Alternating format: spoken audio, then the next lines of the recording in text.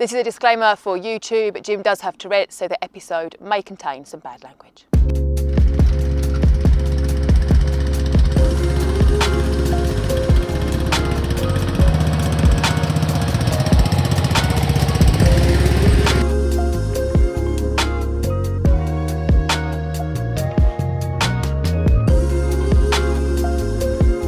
Welcome. Or welcome back. My name's Jim. I'm Lou. And we are Filter Flux. Coming up in today's episode. The potatoes weren't looking very happy. So in this recipe I have... Oh, there's a queen cell there. They all want to live here. And it's really dark, they're called like purple black. It's really dark, beautiful, purple shaped flowers.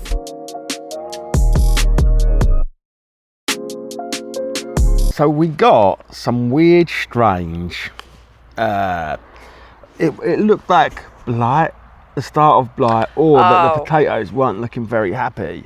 So we decided to have a look at them, and they looked like they were ready. So we went about with harvesting them, and well, we'll have to show you. A little bit of camera reception here. Lou's just getting the main camera ready, but I thought I'd talk you through what we're doing because time's running away from us. But it's finally time to get the cauliflower out. And what we're going to do is we're going to put the potatoes. The weather's miserable here at the moment. It's had such a change, and it's supposed to be miserable for the rest of the week. So we were planning on harvesting the potatoes and leaving them outside on a bed, but that's not going to work. So we're going to put these in the compost, what's left of these, keep the ones we can keep and process them, and then dry out all the potatoes on this bed here for a few days before we can put them into storage. Let me go and show you.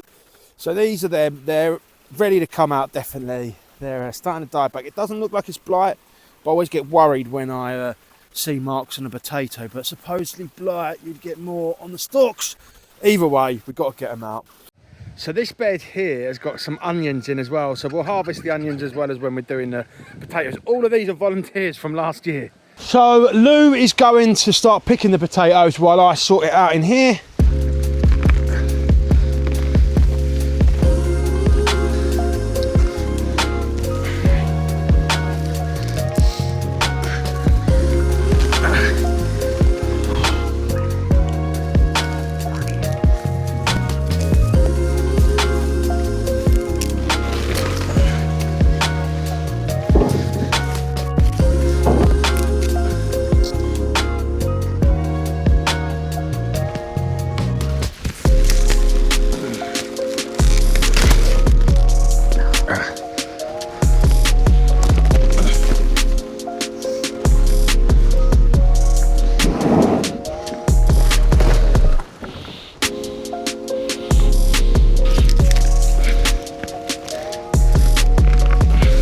See, some of these, I'll be honest, we didn't get to use in time. Not many, we did blanch loads and get some in the freezer, but we just cut them off when they were ready, when we was on top of things. And the others have kind of gone like, just as we've let things go the last couple of weeks. So you really got to be on the ball. But the chickens or the compost will get these now. Hey! Tell you what, it's a welcome relief with a little bit of moisture in the air and a bit cooler doing this. It's so much easier to work in. I've even got my jacket on. I think it was like 30 degrees on Saturday.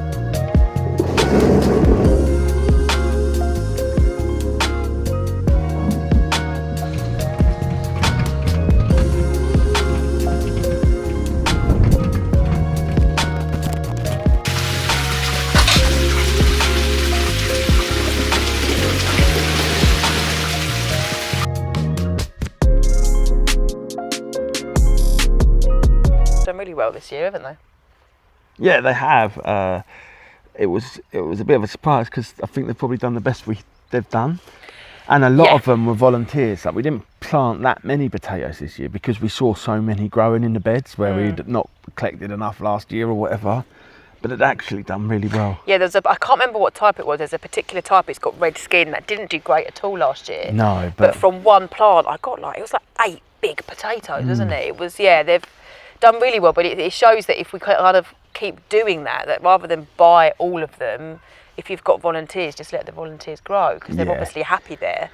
It's like, well, it's kind of like what we've said before, haven't we, that like if you keep seeds, the next year the plants seem to be better because they're they're from that area. They They thrive adapt more in to the conditions, yeah. don't they? And so I think we experienced a bit of that with the potatoes. Yeah. Something else we've had the same with, isn't it? It's they do say that. That's why we wanted to try and keep as many seeds, or we use things like the garlic. That's it. It's the garlic, isn't it, that's done the same. Yeah. We sort of replanted the ones we grew last year, and they've done so much better. And whether it has been a good year this year for weather, and everyone said last year was a particularly rubbish year, but I wonder if it's a mix of both because they've done so much better. I think it is a mix of both because last year was so awful weather-wise. Everyone you spoke to didn't have a good year growing, really, did they?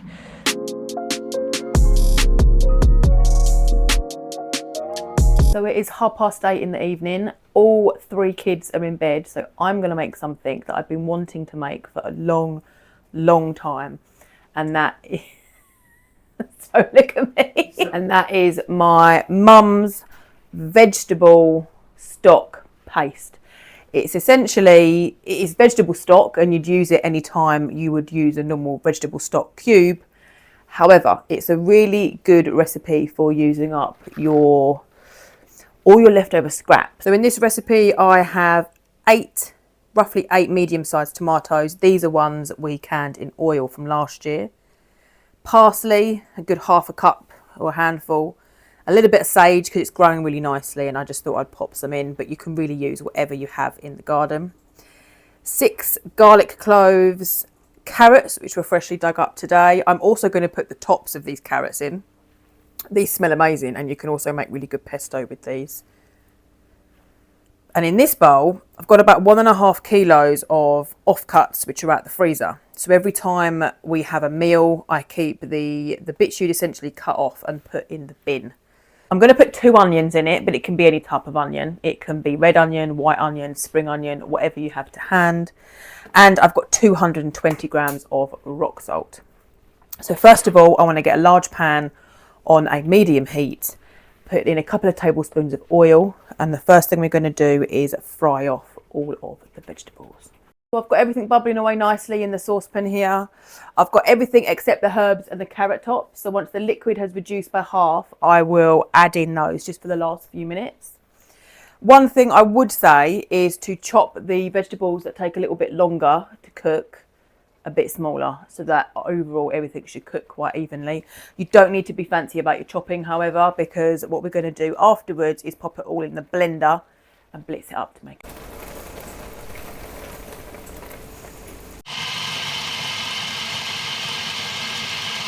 So here's the consistency. Now my mum does hers in a Thermomix, which comes out really nice and smooth, but this is absolutely fine. The main thing we use it for is soups, but ultimately anywhere you would use a vegetable stock cube, you can use this instead. One thing I find really useful with things such as this vegetable stock is to use these. They're essentially like baby food, freezable ice cube trays in a way, but they're just the right size for a good sized stock cube.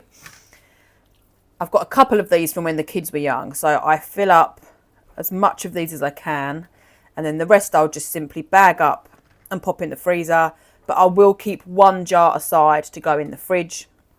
They generally last about 3 months in the fridge, but I won't get through all of it that quickly, so I'll try and just keep as much in the freezer as possible. For soup, which is the main thing we use this for, I will use 1, potentially 2 stock cubes per batch of soup. If we're making a batch for most of the household, which is kind of about 7 adults, then I'll use 2. We didn't want to overload you with like the musings of Jim and Lou in the kitchen when we'd spill it like this. So we thought quite cool, just we'd be able to do 1 in one episode, 1 in the other episode. So they still both stay in there, but it changes it a bit more, doesn't it? Rather than the same stuff being in every single episode. Do you need that really? Need to explain? Probably not. I'll cut it out and edit it in. Right. Right, we'll get straight into this B section and you can kind of see as it develops, and then we'll come back and talk about it afterwards. This is how I have to put my hair to get it into the bee suit, and so it gets really hot in there. This morning we have or it is time to add the super frames to this particular hive. So I'm just going to open up the hive, have a look to see how they're getting on, add the new super frames, and hopefully leave them to it. Why are they so quiet? Oh, they're just very calm, aren't they? I suppose they were like this before. Very quiet, aren't they? See that? Oh, that's honey. It's all honey capped, That's ready. all honey. Defo time to, they've not quite finished that side yet, but they're getting there. Yeah. That's good, they're definitely ready for a super then. Just leave them be, a non-intrusive one. I reckon so, just put the super on. You can see they're doing It's well. just queen cells, isn't it? But Oh yeah.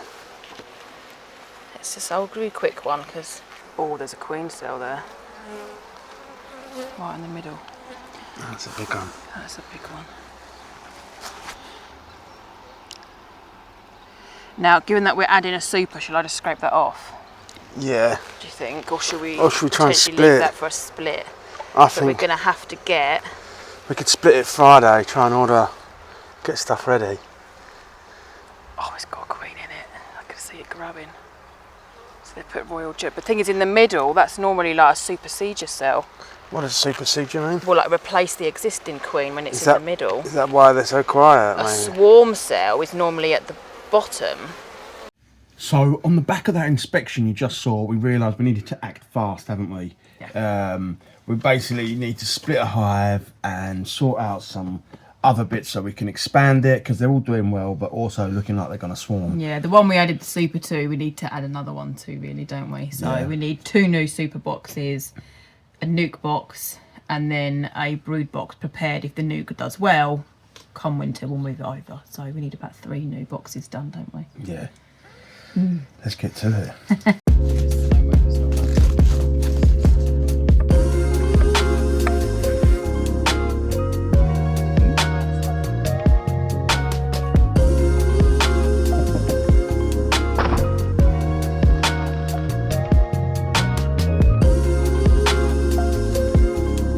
So after the inspection on the bees that you've just seen there, I went out a few days later, I think, wasn't it? You've seen us get all the frames ready, and I went out all prepared, to thought, yes, we can make a split, we can get some more hives. And on the bigger hive of the two, the queen's very hard to find, but I'd been listening to a few podcasts about how queens make this piping noise and you can't really mistake it for anything else. And I heard this noise and I followed it and I actually found the queen. However, all of the bees, or not all of the bees, but several of the bees were like not quite fully balling her. They often do that to kill her, but they were just all over, pushing her around. She was on her side, looking all mangled, and she didn't do the tooting noise, which is like a call to the rest of the bees. She did that. It was like this long squeal, and I thought they were trying to kill her. And I thought, well, ultimately the queen is in there. There was one really good-looking queen cell that they'd made, so I thought maybe they're trying to supersede her, which in that case I thought leave them to it. They'll either kill her, do what they want with the existing queen, and if they want to supersede her, they've got the cell there to do so. So all the equipment we've got ready, I thought I don't need for this hive. I'll put it back and move on. On the second hive, there was no sign of eggs, and there was quite a lot of capped drone cells, which I had thought in the previous inspection that there was a lot of drone cells, which generally isn't good. A queen is not at her optimum if she's laying loads of drone bees. So there was absolutely no eggs whatsoever. So I thought she's either not in here and she's potentially already swarmed, or she's not performing. And that was another one that there was loads of queen cells in, wasn't there? So I thought I don't want to split that, because we kind of thought at that point they potentially already swarmed. They were very quiet, very calm. So there was no sign of eggs, and there wasn't in this particular hive. There was barely any larvae either. No. So And we did speak to the expert, and he kind of agreed with Lou's hypothesis that they'd probably swarmed. So I didn't want to split them and Yeah. then halve them again and then be detrimental for them both. So I thought, okay, just leave that. I scraped off most of the queen cells, but I just left a couple. I thought that, hopefully that will produce a new queen, and then we can kind of start the cycle again. But then was it literally the next day? Yeah, the next day we were Doing the meat birds, weren't we? doing the meat birds, so typically we were super busy and packed out that day, and I went down to the meat birds. Devastating, guys. We are just about to start the chicken stuff. We've got it all set up. I don't know if you can see that behind me, but our honey is swarming, our bees are swarming. I'll try and get some footage. It's absolutely crazy sight, but we can't really do anything about it because we've got a whole day of doing chicken. So oh. But Tim, at this point, you and the person helping us, they were all around where you had to catch the birds. Yeah, they're not really interested. They're like too busy, like swarming, but they were everywhere. I hope it wasn't a fan of bees, was he? No. Bless him. But yeah, so we kind of thought, well, there's not much we can do really. But since then, we've kind of left them, because knowing there's queen cells, and there were capped queen cells in both, we thought, well, hopefully if they have swarmed or whatever's happened, new queens will come out. And there has been a bit of activity outside both since, hasn't there? We put a date in the calendar to check them a month from when we kind of did all this. And if we don't have any queens or any eggs in there, the gentleman we got the hives off is going to bring us round a mated queen that he can just put in there for us that can become the queen. Yeah. So he said it's so unlucky. We've had three hives now, and all three have swarmed. We're putting it down to it's so lovely here. They all want to live here.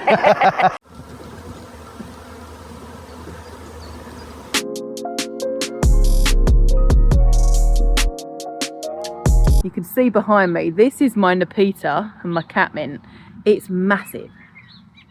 I finally got some flowers on it coming along. I'll show you a close-up. I didn't think it was going to flower, but I've got 6 plants and I need to separate them because they've done so well. I probably need to space them out and maybe even get rid of a few, but they've got some beautiful little, just simple white flowers coming. We've also got the Shasta daisies coming along just down here. They're doing really well. They're starting to get some flower heads on them. The cosmos, not so much. I think I've just planted them out way too late. And the sedum is coming along nicely. However, I think they're going to be usable next year. They're still a bit small for the stem length. And some of you may remember from a previous vlog, the eryngium and the echinops had been way too fertilised and they didn't like the grass. They are growing. I can see some flowers forming on the echinops, but the leaves still look really deformed, and I don't know if that's just because there's still too much nutrients in the soil. Who knows? But they are growing, and hopefully next year, once that fertiliser has been depleted a little bit more, they might give me some nice flowers next year. So, as with all gardening, it's successes and failures, and I keep telling myself it's still in the early days because these are perennials and they should come back next year. My Achillea was the other one. This one just here.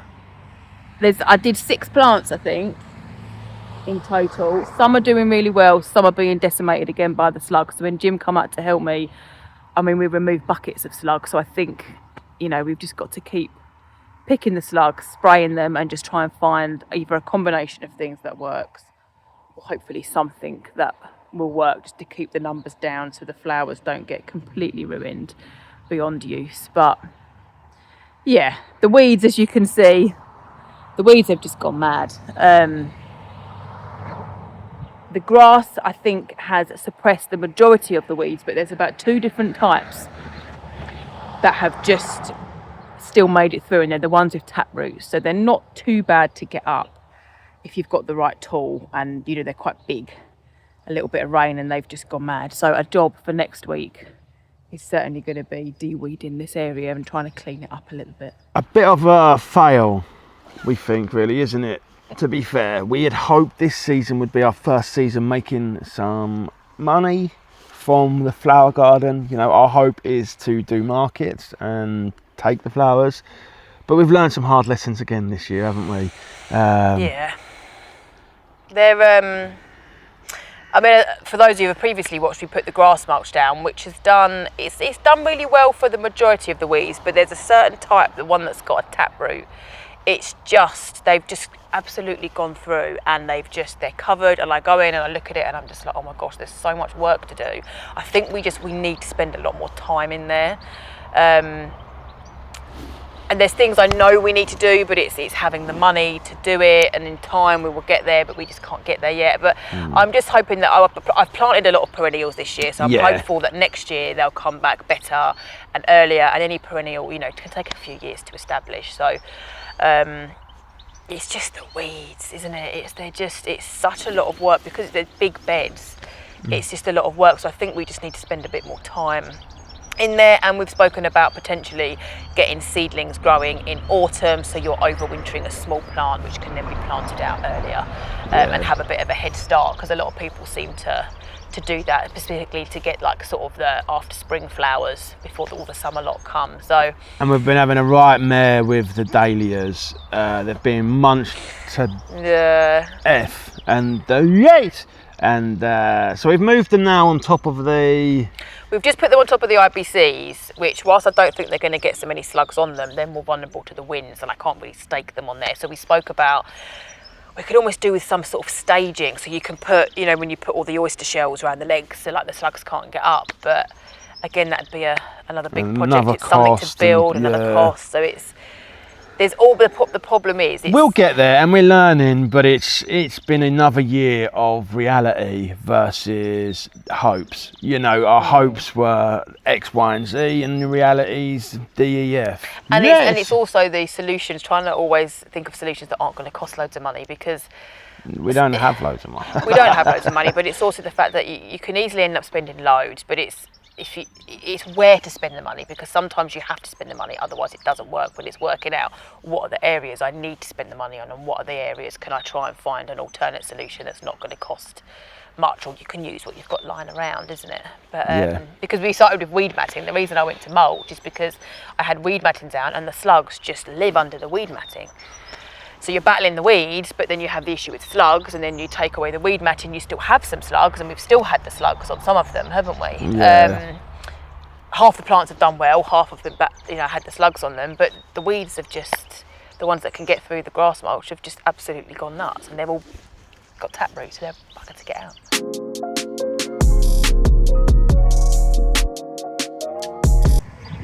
Bit of a change of weather, which is much needed, wasn't it? It's nice and cold today. Me and Lou actually ordered 4 magnolia trees, and so we're going to put one of them in now out the front, and bring your lovely magnolia on there.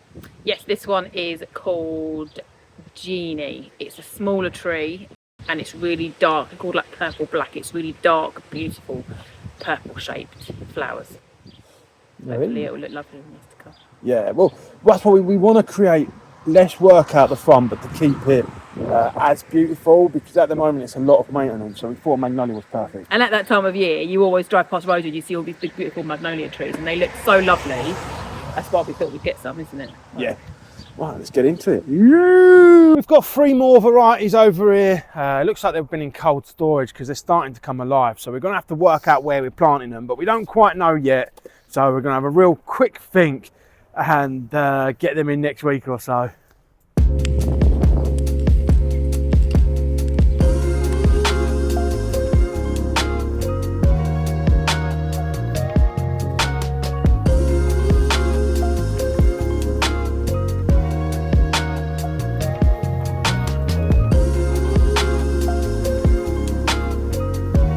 If you're liking the video, please hit the like and subscribe. It really helps us grow the channel. We still ain't found nowhere for these 3 others. Like, we feel like we're in a race against time. Yeah, we got them because they were on discount, as you always do. Well, I'm sure many of you see them on discount, you think, I've wanted those for ages, so you buy them, and then they come and you're like, where can I put them? I've got a few ideas, but it's just because they're big trees and they're going to be there a long time. You want to make sure it's the right place, don't you? And you don't want to just chuck it somewhere and then years to come be like, oh, we shouldn't have put that there. So, yeah, I find myself constantly pondering where these bloody magnolia trees can go, but Feel free, if any of you have got any ideas, you're like, oh, you should put one by there. Hit us up, we're all ears. That's it for us today though, isn't it? Yeah. And we hope you've enjoyed the 2 episodes this week. Please let us know if you think that they work, or if you think we should have just done it as the one that we normally would have. So yeah, anything to you to add, Lou? We'll see you in the next one.